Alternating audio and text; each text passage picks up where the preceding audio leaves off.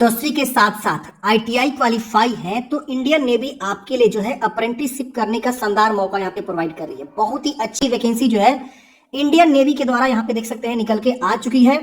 इसमें आपका जो क्वालिफिकेशन है आईटीआई क्वालिफाइड होने चाहिए, आप इंडियन नेशनल होने चाहिए, तो आप जो है यहाँ पे अप्रेंटिसशिप भर्ती के लिए फॉर्म को अप्लाई कर सकते हैं और आप जो है ट्रेनिंग ले सकते हैं। इस जो ट्रेनिंग का लोकेशन है वो आपका विशाखापट्टनम है। नवल डेकयार्ड अप्रेंटिसशिप स्कूल देख सकते हैं यहाँ पे, और यहीं पे आपको जो है अप्रेंटिसशिप की ट्रेनिंग मिलेगी पूरे 1 साल के लिए। और 1 साल में आपको जो है ये लोग स्टाइपन भी देते हैं, लगभग 8,000 समथिंग जो है स्टाइपन होता है। इसके अलावा आपको जो लॉजिंग की व्यवस्था रहती है, इसके अलावा आपको जो ड्रेस मिलता है, मेडिकल फैसिलिटी। ये इंडियन नेवी का जो है एक बहुत ही अच्छा जो है अप्रेंटिसशिप माना जाता है। तो आइए जानते हैं कि कितने पद हैं, कितने तरह के ट्रेड्स में वैकेंसी निकाली गई है, इसके अलावा जो है क्या क्या सिलेक्शन प्रोसेस है, सबसे डिस्कस करेंगे। अप्लाई भी कैसे करना है इसके बारे में हम यहाँ पे डिस्कशन करने वाले हैं। तो वीडियो को फ्रेंड्स आप लास्ट तक देखते रहिए ताकि आपको सारी इंफॉर्मेशन समझ में आ सके।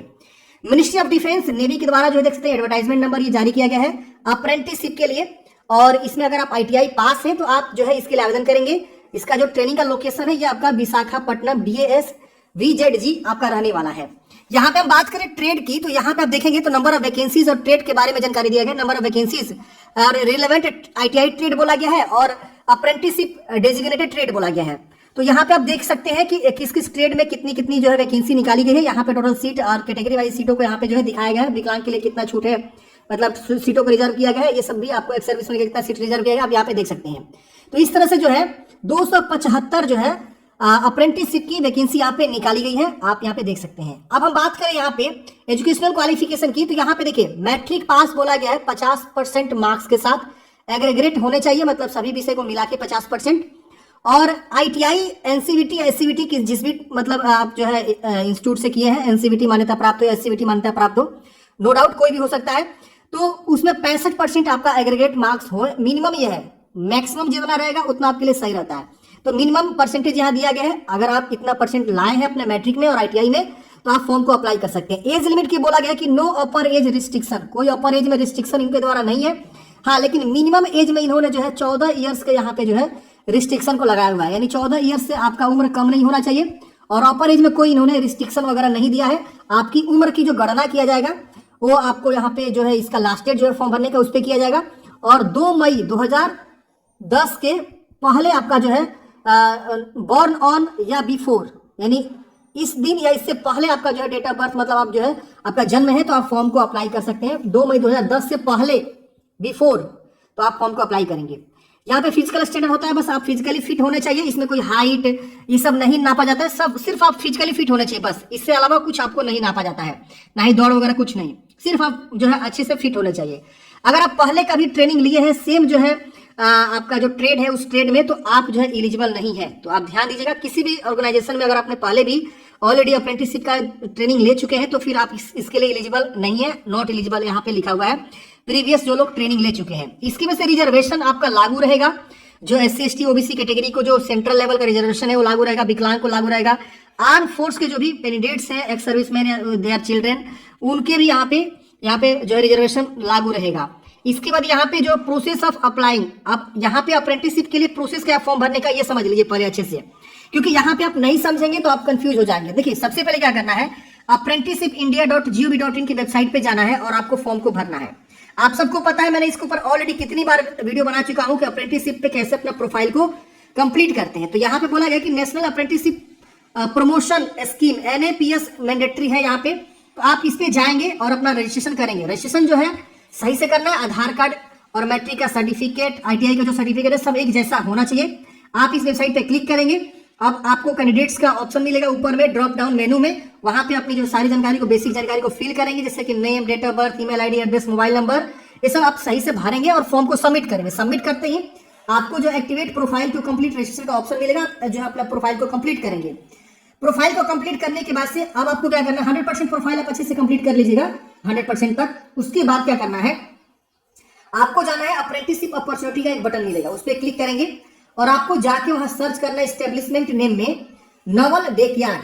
यहाँ पे ये आईडी दिख जाएगा, इस आईडी से आप जो है क्या करेंगे, सर्च कर लेंगे। सर्च करने के बाद से आप उस पर क्लिक करके अप्लाई कर देंगे उसके अगेंस्ट, कि आप जो है कौन से ट्रेड में अप्लाई करना चाहते हैं, वहां सब शो हो जाएगा सारा ट्रेड, और अप्लाई कर देंगे। अप्लाई करने के बाद से आप उसका प्रिंट आउट निकालेंगे। यहाँ देखिए लिखा हुआ है after applying for trade take print out of complete profile, जो आपने कंप्लीट प्रोफाइल किया है उसका प्रिंट आउट निकालेंगे। उसके बाद से क्या करना है, take print out of 2 copies of hall ticket annexure 1। यहाँ पे इन्होंने जो है एक एनेक्सर दिया हुआ है, मैं आपको दिखाता हूँ। एनेक्सर इन्होंने यहाँ पे एक दिया हुआ है, मैं आपको दिखाता हूँ, 1 मिनट।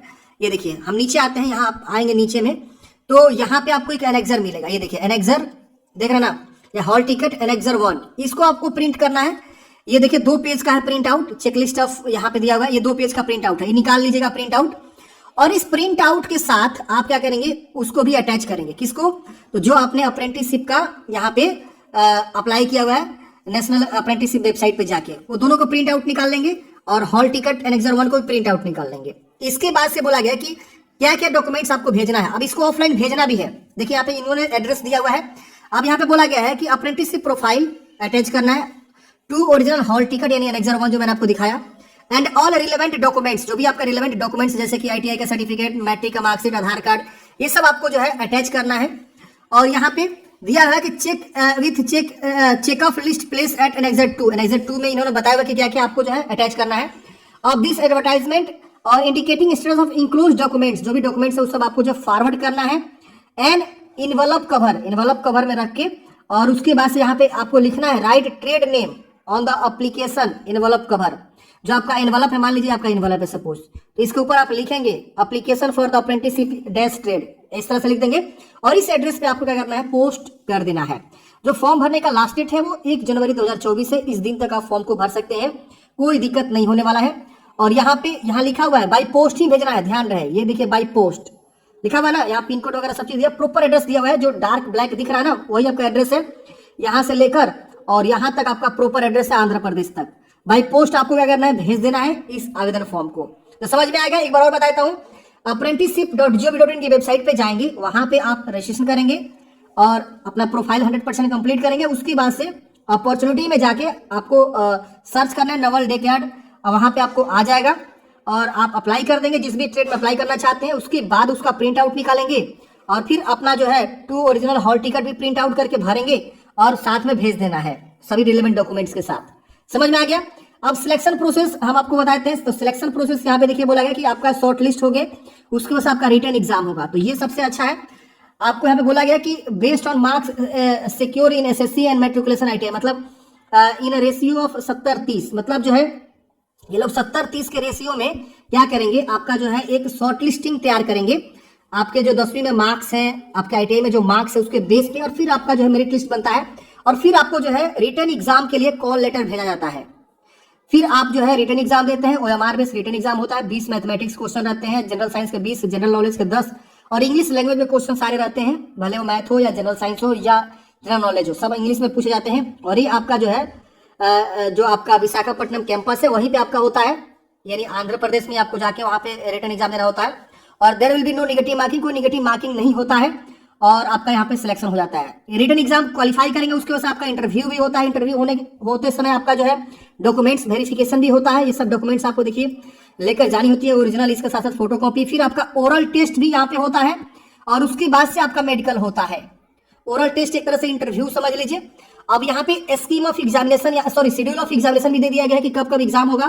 तो 28 फरवरी को आपका जो है ये रिटर्न एग्जाम होने वाला है।